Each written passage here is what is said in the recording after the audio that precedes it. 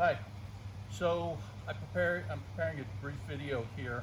It's based on a little dialogue I had with my friends William Gillespie and Rionne Fujiwara, and it's based on Rionne's a video on kotegaeshi. I want to be clear, it's not a critique of that video. I just thought I'd add a couple bits of information for people's interest.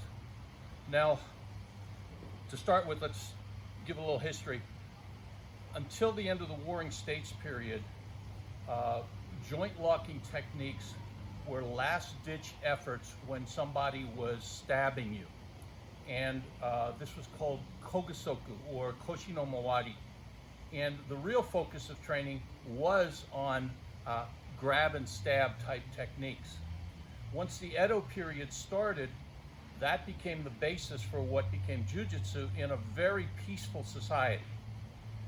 Kotegaeshi, or whatever name you call it, there were two prime uses of it.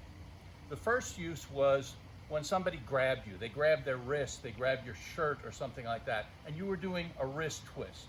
So that was probably the most common type of wrist lock that was trained.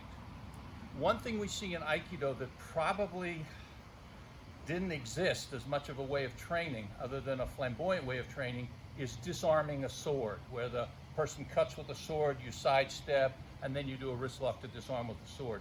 In fact, one of my teachers, Kuryu Yoshio sensei, during a Shihan meeting in the probably mid-60s, proposed to all the Shihan, Doshu on down, that maybe they should eliminate all demonstrations where they would have an unarmed person take away a sword or a jo from that person, saying that there were professional swordsmen, professional weapons people in the audience, and it was kind of insulting to them to do a technique that so obviously wouldn't work. And he said that afterward, there was just a dead silence, they changed the subject, and afterwards, Saito Morihiro sensei came up to him, slapped him on the back, and said, "Yoku ite kureta," which means, you really said what needed to be said. And then Kuryu looked at me kind of puzzled and said, "But nobody changed anything, including Saito sensei." So I'd like to sort of not consider the weapon takeaways, with the exception of considering the knife. So one of the ways we see kotegaeshi practiced is a person will do a punch, a long-range punch, and they're grabbed and locked in an arm lock. This is an interesting sort of thing to consider, because until about 1920, the Japanese really didn't have much in the way of pugilism. So when karate hit Japan about 1920, it was like revolutionary. Everybody was sumo wrestlers. Everybody was going to train with Gichin Furukoshi and the other karateka, because they didn't have pugilism. Until the end of Meiji, the consideration was somebody will stab me with a knife or I'll be in a grapple, but there wasn't this idea of punching. So this technique where you would lunge at somebody and punch and then get your arm locked is ahistorical. Now, if you look at the oldest films of Aikido, and I learned this from Terry Dobson, he said that ski kotegaeshi was not off of a punch. You would actually see people doing something like this. And people deride it and they say, what a stupid punch. I mean, that's typical of Aikido. It's ineffective. That's bad ukemi and all that sort of thing.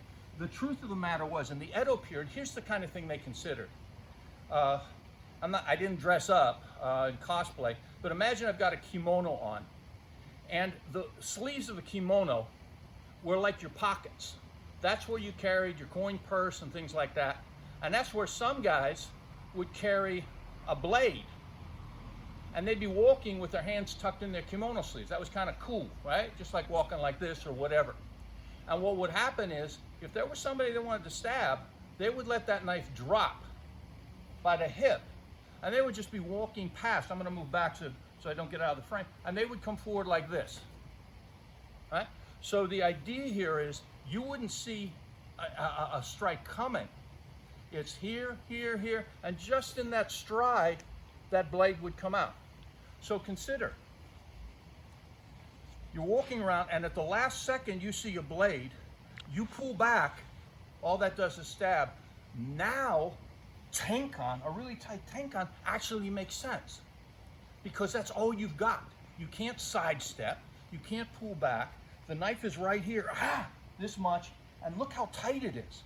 It's conceivable in that point that from there, you would do a tight kotegaeshi because that's all you got, right? So I'm not saying, who am I to say anything, so to speak, in terms of being an arbiter of anything? But I'm not saying, oh, that's the only way to practice gi kotegaeshi. But historically speaking, that's where we start out. This was a response to a sudden, seen at the last second attack. Then that technique makes sense. If one is going to do stuff off of pugilism, be it boxing and somebody coming in this way or a karate lunge punch, then some considerable thought has to be given in terms of how you measure spacing, how you make that realistic, because as well my viewers know, many people just sort of lunge the arm out and leave it in a way that no pugilist is going to do, because you pull, somebody touches you, you pull back.